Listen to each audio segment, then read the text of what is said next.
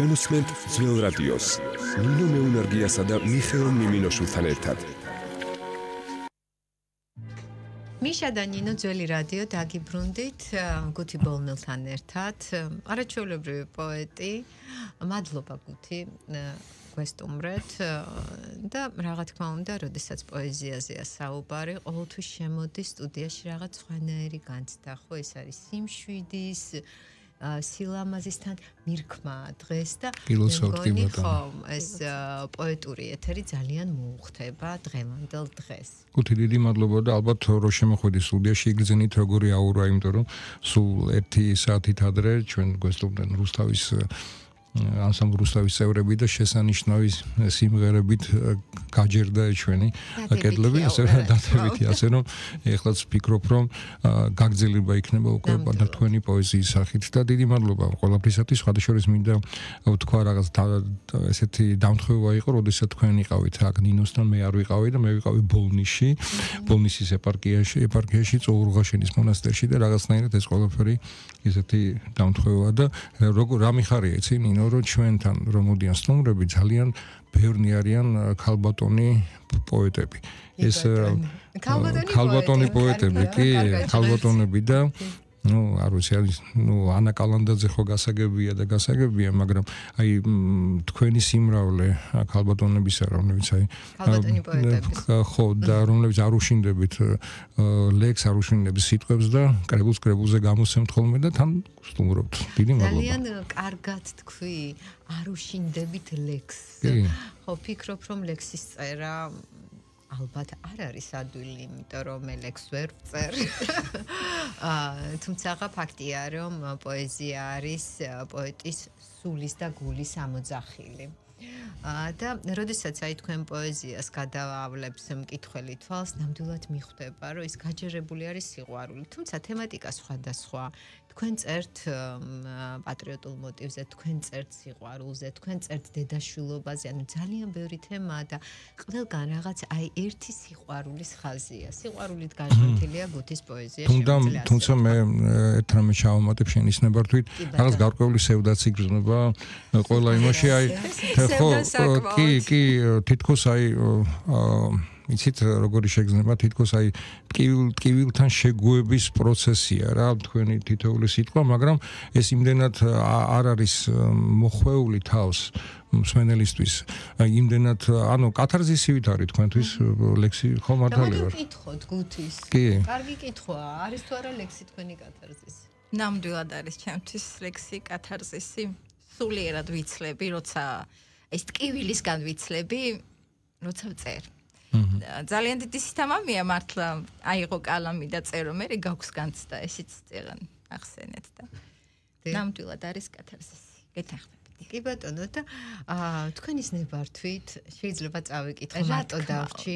ძალიან მომწონს ეს ლექსი და მე მგონი სულ ახლა-ახანს დაწერეთ. თუ არ ვცდები, ყოველ შემთხვევაში თქვენს Facebook გვერდზე ბოლოს არის გამოქვეყნებული. მე კიდე მომწონს ნინო როგორ კითხულობს ლექსებს. დიდი მადლობა. ნინო სხვათა შორის შეგება. შემოიბავა. ძალიან დიდი მადლობა. არაჩვეულებრივად შემთხვევაში ბუნებრივად როგორც გამოდის ეს მე კიდე პატარა შიფთით ამომიბეჭდა საგანგებო. სათვალეს არ ხმარ, არა. მარტო დავრჩი. ღამის ღრუბლებს დაეფარათ ნახევარი სახე ჩადრით. თუმცა მეორე ნახევარით ანათებდა მთვარე ბადრი. ხივანარკრელს ფენდა მიწას, პულსის ცემა ამოვარდნილს, მომეჩვენა მე და მთვარეს, მსგავსი გქონდა სევდა დარდი. სათითაოდ ანაკინძი წერილები ცეცხლში დავწვი, კვამლიანი ფარფატელა, მიმოფანტასიომ ნამწვი. ირწეოდა ფიქრის მღვიმეს, დარდით სავსე მუქი ანწლი. მთვარეს თითქოს შეენანა ლურჯი კალმის, ლურჯი ღვაწლი. მე ღამესთან გულნატკენი, მომჩივანი ვთრთოდი ბავშვი, როცა მთვარე მიიმალა, მე კი მარტოდ დავში. და იცით აი ესეთ მოხერხებას გავაკეთებ.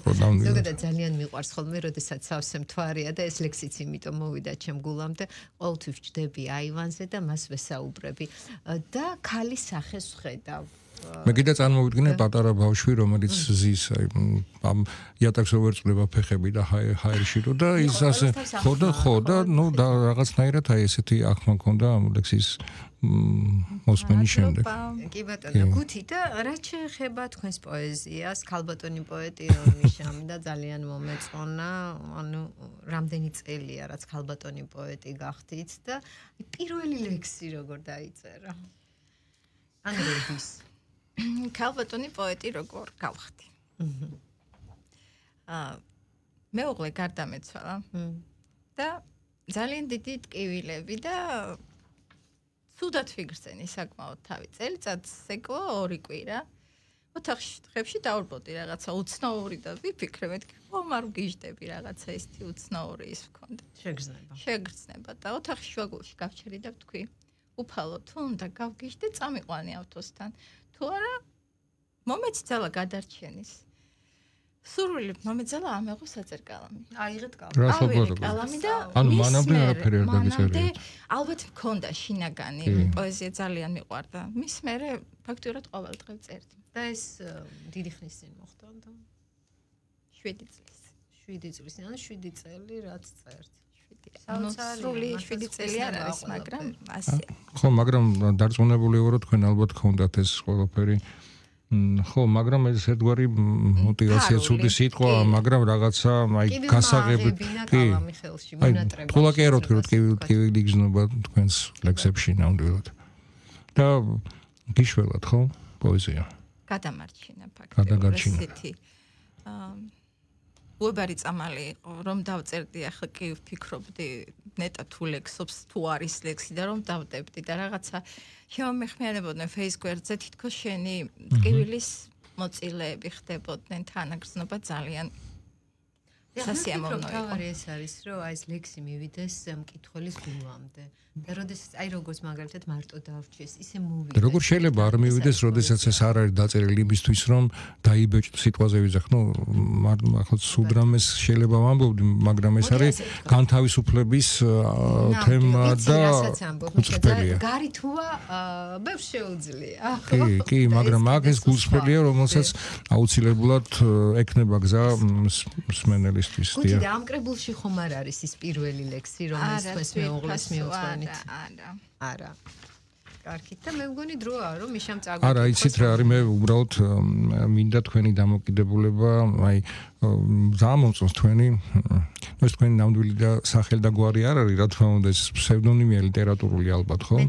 ხო, მაგრამ გუთი ბოლნელი რაღაც, ნუ ბოლნისთან კავშირში იქნება უდაოდ ალბათ, ხო?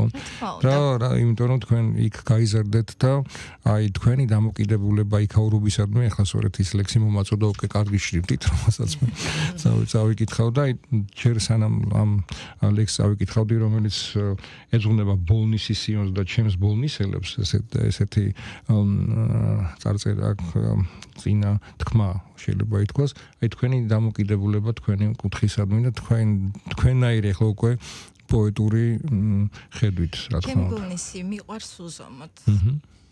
და ხშირად ვამბობ ხოლმე, ჩემი ბოლნისის ხიდან დავარდნილი ყვითელი ფოთოლიც კი მიყვარს. უზომოდ მიყვარს. რა ვიცი, დამოკიდებულება ბოლნისისადმი, სადაც შობილ ვარ გავზდილო რა ახლა სხვის სიტყვებს მოვიშველიებ ასია.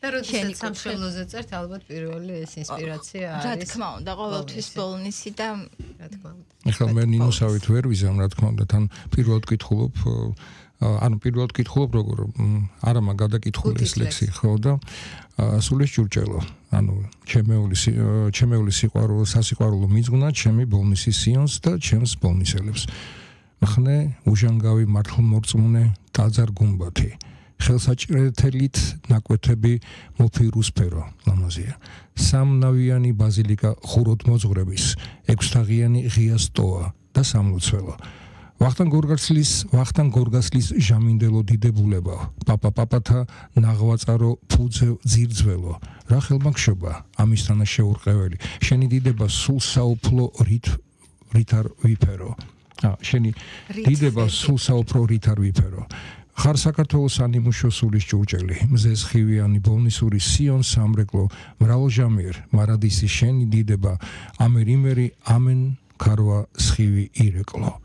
ასომთავრული წარწერების სულთა ჩვენთათვის ქვათა ღაღადით ყური უგდეთ დღესაც გვიგალობს უფალთან მსახურს ეპისკოპოს მღვდელ დავით ბოლნელს ბოლნური ჯვარი სითოფყრია წმენის სიმბოლოდ. შვენიერი. ბრავო. ბრავო თქვენ და მადლობა დიდი.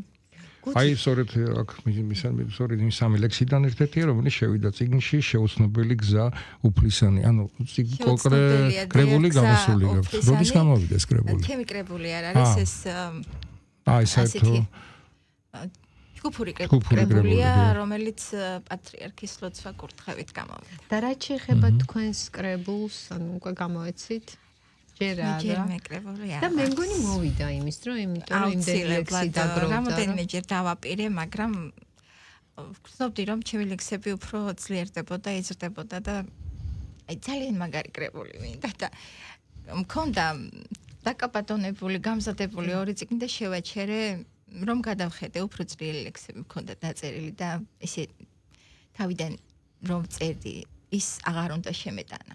ეხლა აიცი სუსტი ან უნდა გამეზავებინა ცოტა ნორმალური ვეღარ აღვიქვის ძლიერი ლექსებია ნახე ეხლა აი რა იგულისხმება თავის შექებას ვისწავლე წერა პოეზიაში გავიზარდე და აღარ მომინდა ის ძალიან ისეთი სუსტი ლექსები რომ იყო ის შემეტანა ვისწავლე წერა აი სულ მაინტერესებს იმიტომ რომ პოეტების ხშირად გამიგია ის ვისწავლე წერა წერ დრო გადის და უფრო იხვეწები რა თქმა უნდა იზრდები და იხვეწები პოეზიაში თუმცა მეუბნებიან ცუდი ლექსი არასოდეს არ დაგიწერიო მაგრამ აი ლექს უნდა სისხლს უნდა ამღერებდეს ლექსი როცა კითხულობ უნდა აჟღერებდეს უნდა ახმაურებდეს და ახლა ისეთი რომ დაწერ კი ბატონო შეიძლება რითმაც კონდეს და მოსესმენათაც სასიამოვნო მაგრამ ლექსმა თუ ვერს თქვაო მახიანად სათქმელი ის უკვე ფიქრობ რომ ისე ხედავ გადარჩენისთვის დაწყებული საქმიანობა რომელიც ალბათ ქონდა იხვეწება რო თქვი და იცით რა მაინტერესებს აი თქვენ ბრძანეთ რომ როდესაც გაბედეთ და თქვენი ლექსი Facebook გვერდზე და სოციალურ ქსელებში განათავსებთ გამოხმაურების გამო ანუ დაიწყეთ უკვე ჭარბად ამ ლექსების წერა და მაინტერესებს აი მსმენელებთან შეხვედრა ხო ქონდათ ანუ პოეზიის საღამოებზე მათთან ვინც თქვენი ლექსით მოიხიბლა აი როგორ ხდება ხოლმე ეს სტიმულს გაძლევთ უფრო კრიტიკული ხდებით თუ პირიქით კრიტიკული ხდები იმ შემთხვევაში როცა გასწავლიან რაღაცას ვცდილობ მე იმ ფორმატს აღარ მაგრამ მე ვიცნობ პოეტებს რომლებიც არ უგდებენ ყურცხოებს და რაც უნდათ იმას აკეთებენ იმიტომ რომ თვლიან რომ ეს არის მათი სათქმელი და მათი ხელწერა ინდივიდუალური არა გააჩნია რჩევას ჩემთვის მაგალითად ვისაც ურჩევია ვიცი რომ ეს ჩემთვის რჩევა იყო მისაღები ანუ საუბარი ჯანსაღები კი ჩემს არ ყოფილა ისე დამაფიქრებელია ცდილობ უფრო უკეთესად დაწერო. და როგორი ადამიანი მზანდება თვითონ ქალბატონი გუთი რომ მის Facebook გვერდზე ძალიან ხშირად არის ხოლმე სხვა პოეტების საღამოების პოპულარიზაცია სხვა პოეტების ლექსები და რაღაცნაირად კი მნიშვნელოვანი არა მხოლოდ პოეტების აი მაგალითად იქნება ეს ხალხური შემოქმედება იქნება არ კონცერტი ან თუნდაც შემოქმედი ადამიანები მზანდებით და და ამასობაში თქვენის ნებართვით რომ წავიკითხო ის გოგონა კი ბატონო და მე მიშა არა მე არ წავიკითხავ მოდი შენ წაიკითხე იმიტომ რომ ვერ კითხულობ კარგად შვენივრად კითხულობ ეს ცოტა რთულად სხვა მოვწერთ მანამდე მე წავიკითხავ ჩაწვა ბინდებს თვალნათების ათინათი გაილია მცხუნვარება რამოდენა ეძებს იმედს უზოუკლო ჩაკარგულებს სულ სახავთ აპოვნინა ცეროდენა უპასუხოთ დარჩენილი წერილები გაელვებათ ფიქრშიც აროს არეგონა წვიმის წვეთის ხმაძახილის წკაპაწკუპი ნეტავ ერთხელ გულსაკლავი გაგეგონა წასვლა აღარ დაბრუნებით რახანია კვამლად ხრჩოლავს უტკბილესი მოგონება შენ რომ გწამდა მისი ერთი გაღიმების დაიკარგა ვერსად ნახეს ის გოგონა შვენიერი თქვენი საუბრით მე მანამდე გადავიკითხავ. კი ბატონო. გუთი, და რაც შეეხება თემატიკას, ანუ გაცემის დასაწყისში აღვნიშნე, რომ ანუ გაჯერებულია თქვენი ლექსები, თქვენი პოეზია, როგორც სიყვარულით, ასევე პატრიოტიზმით, ასევე დედმამიშვილობით. ანუ აი უფრო თქვენი რა არის, იმიტომ რომ ყველა პოეტს მაინც აქვს თავის ხელწერა. მე მაგალითად ძალიან მომწონს თქვენი ლექსები, რა თქმა უნდა, ყველა, მაგრამ აი რაც შეეხება ანუ სენტიმენტებს, სიყვარულს, რაღაც სხვანაირად წერთ და ჩემთან ძალიან ახლოს არის ეს და გულთან მოდის. მოდით მაშინ მეც წავიკითხე. ყველაზე კარგად კითხულობს საკუთარ ლექსს თვითონ ავტორი. აი ზუსტად რასაც ვამბობ, ვფიქრობ, რომ ასე მიიღებენ სხვა დედები. ხშირად ვერ ვპეტავ ჩემ შვილებს მოძღვენი ეს ლექსი.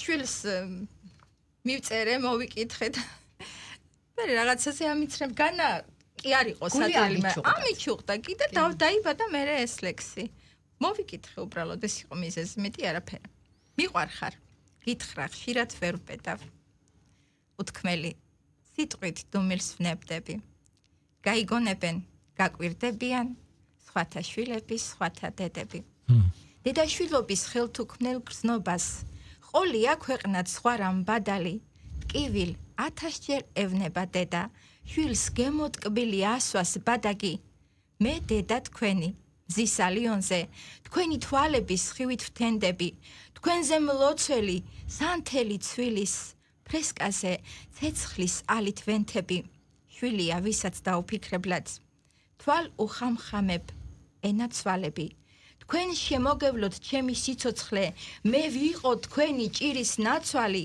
გიმზერთ და თითქოს ვეღარ ვიჯერებ დამიფრთიანდნენ ბუდის მერცხლები ირწყვება სული თვალის გუგიდან ბედნიერების კურცხალ ცრემლებით გიჟურილ ტოვა დამივლის სხეულს ცივი და ცხელი ციებ ცხელების იშლება ფართოდ მისაფერებლად გზნობა უმანკო გულის ხელები ეწებებიან უძრავ ერთ ადგილს თმის ღერებიდან ფეხის ცერები მოგიხმო როგორ უკვე დიდი ხარ კალთას ჩაგისვა ვერ გეფერები მიყვარხარ გითხრა ვერა ვერ ვპეტავ და უთქმელობის დუმილს ვნებდები გაიგონებენ გაკვირდებიან სხვათა შვილების სხვათა დედები გუთი რამდენი შვილი ყავს ხო ეს რომ არ აღნიშნოთ არ შეიძლება სამი შვილი მყავს ორი დაოჯახებული უფროსი პატარა ბიჭი უნდა მყავს სულ უფროსი გოგონა და ყავს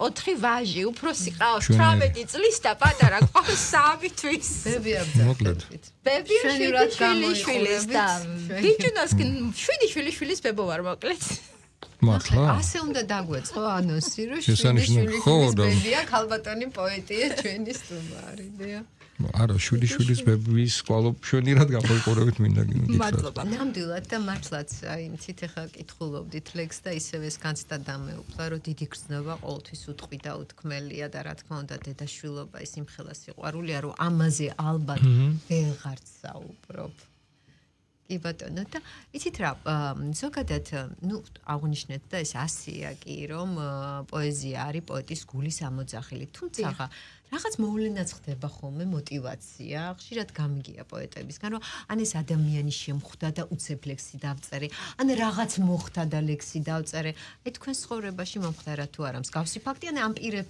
თუ არა კი როგორ არა მოვლენასთან მიმართებაში ლექსის დაწერას ძალიან ხშირად ყოფილა რომ მუზა მოხუცი დავინახე ხა ის ლექსი არ მაქვს ამოღებული მოხუცი ქალბატონი და მეუღლე ის საყვარლეთ რაღაცა ის ერთგულება დავინახე ისეთი ფოტო ვთხოვე და ფოტო რომ გადავიღე მივხვდი რომ ლექს დაუწერდი უსათუოდ მაგრამ ახლა აი ხალი არის ჩემი დის შვილიშვილის ნათლობა პატარა მიქაელის სხვათა შორის დამირეკა ჩემ არცალმა და გამიხარდებაო თუ ლექს უძღვნიო მაგრამ ესე რაღაცა უცებ ვერ მაგრამ ვფიქრობ აი შემიძლია ეს ალბათ ხვალინდელი დღეც მოიტანს რაღაცა მუზას და რა მინდა აღნიშნო ახლა ამ დღესთან ხვალინდელ დღეს ვლოცავ ჩემს გიორგი ადამაშვილს და მის მეუღლეს თეონას მიქეილი რომ უნდა გაქრისტიანდეს და ამასთან დაკავშირებით პატარა სასწაულს მოვყვები ბავშვთა დაბადებასთან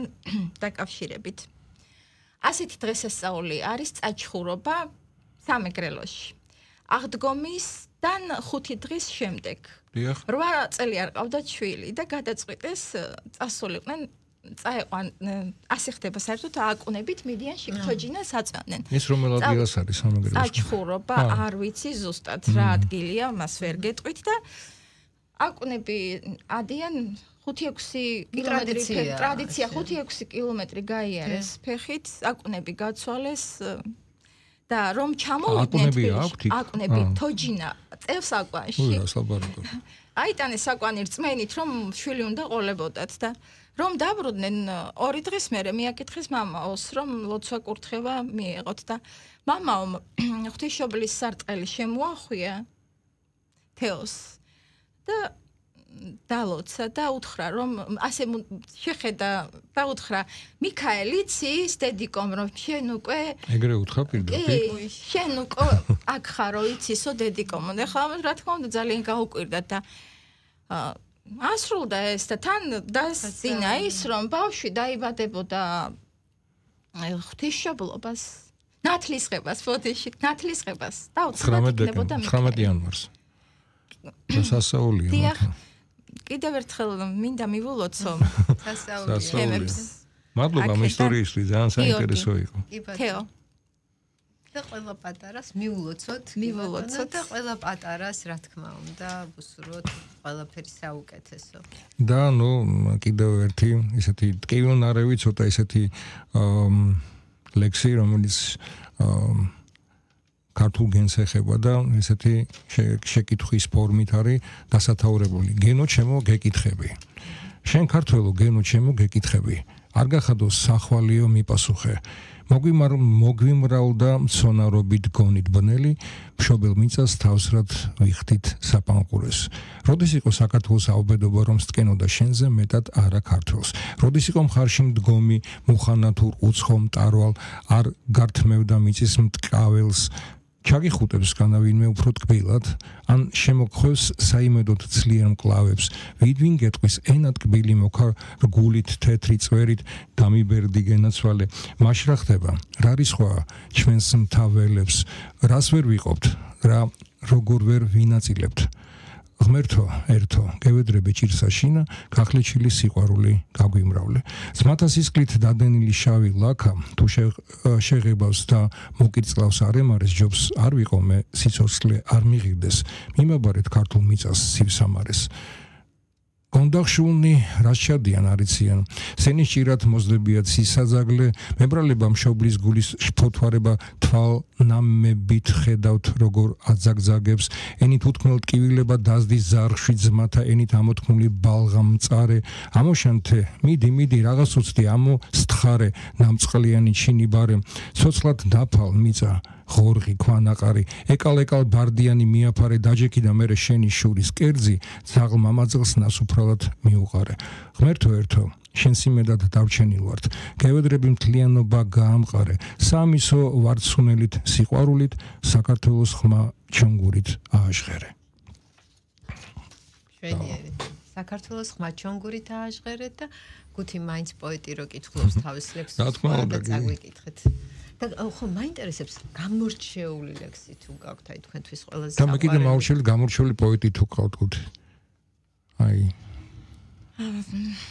გამორჩეული პოეტი კლასიკოსებს გულისხმობ რა თქმა უნდა კი მაგრამ მაინც ისე არ მინდა ხოლმე ვთქვა იმიტომ რომ ძალიან ბევრი პოეტები გასაგებია ჩემი გული სიყვარულით არის სავსე კი ბატონო პასუხი მიღებულია ახლა ქართულ პოეზიას იმდენი გენიალური პოეტი ყავდა რომ და მინდა გითხრა რომ არანაკლებ საინტერესო და კარგი პოეტებიც თანამედროვე სივრცეში ძალიან წარსებულნი ბევრი პოეტები ყვანან და ძალიან ბევრი ძალიან კარგად წერს ხო მიხანდახან რომ მეუბნებიან პოეტი ხარ რომ არ არის ეს ზედმეტი თავდაბლობა ცოტა სიცოცხლის გზნობა მიჩნდება ისეთი კარგი კლასიკოსი პოეტები გვყავს ჩვენ.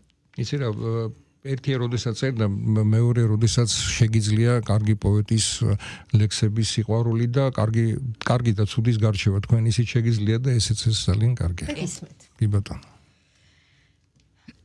სევდანარევი, შემომეშველე. შენ ახარ, ჩემი უსასრულო უსაზღვროება. ლალისფერ მტევნის საფერავი, ტკბილი ზედაშე. სასმისი თასი, შევსებულიც, შეუვსებელიც, დაცლილიც, სავსეც, მოლოდინით გვიხნობს მე და შენ. ოაზისების ართქმული და არ გაგონილი. ხარ, მონამცრევი ბაგეებზე მწარე სიმშრალე, ფეხდა უდგმელი, სანახების ხარ სამანები ხავერდოვანი დუმილების კლარტე სიმლაშე, შეუსაბამო, მიზეზ, ხვედრის სიმძიმით, საფრენ ბილიკებს, სველი ფრთები, თუ ვერ გავშალე, უკვდავი გრძნობის, ნარინჯები, სურვილ წადილით, ქარვის ცნულებით, შემომხვიე, შემომაშველი. ბრავო, ძალიან ლამაზი ლექსი. და შენ რა გჭირს? შეიძლება წავიკითხო. რა თქმა უნდა, დიდი სიამოვნებით. ხათ შორის ახლა გუთის Facebook-ის გვერდს ესე ჩავყევი. რამდენიმე ლექსი ამოვარჩიე და სათაურსაც ძალიან დიდი მნიშვნელობა აქვს, ფიქრობ და უპირველეს ყოვლისა, როდესაც დავუშვათ, ხა გუთის პოეზიას ვიცნობ, მაგრამ ახალი ლექსები არ ვიცოდი და აი სათაურმა მიიქცია. ისე შენგან კარგი რედაქტორი გამოვიდა, ხუც კრებულებს როცა გრავენ. კი, იმიტომ რომ ყველა ლექსი რომელსაც ირჩევი, გამორჩეულია. კი, მე ხო თან განათლებით ფილოლოგია, მე მეორადი ჟურნალისტიკა და რა შეეხება, ანუ რედაქტირებაც შემოდის, ანუ ეს კი, მაგის არ ნიშნავს. უნდა განვახორციელოთ. შენ რა გჭირს? როდესაც ლაბირინთ ხვეულებს, დავეძებ სიმშვიდის ბილიკებს, ბედიკი წამხედურს რბოლაში ნაცადი ხასითად კილიკებს, ღელეებს ჩაკარგულ ქსიანცეს, თავს ახევს ზიგზაგებს, ირიბებს, არ ვიცი, ვერ ვიგებ, შენ რა გჭირს? ხმა ძახილს ისევ რად ირიდებ, მოთეთრო გვირგვინი უჭკნებას, თავდახრილ დედოფალ გვირილებს, ასეთი რა მოხდა ძვირფასო, გაბუტულს რისთვის არ მირიგებ? საყვარელია ძალიან. მშვენიერი. და გუთი, რაც შეეხება ისევ და ისევ, ახლა ცოტა დრო დაგვრჩა და მაინტერესებს სამომავლო გეგმები გარდა იმისა, რომ პოეტი ქალბატონი პოეტი, როგორც მე შამცანა, ანუ პროფესია თქვენი. აი, საინტერესო კითხვა. ახოს არის თუ არა პოეზიასთან? პროფესიით ვარ ეკონომისტ ბუღალტერი. შეხედე რა საინტერესო, ხო ჩვენ ძალიან ბევრი პოეტი ქალბატონია ჩვენ. კი ბატონო, კი. ეკონომისტები, ხო? და მხატვარიც.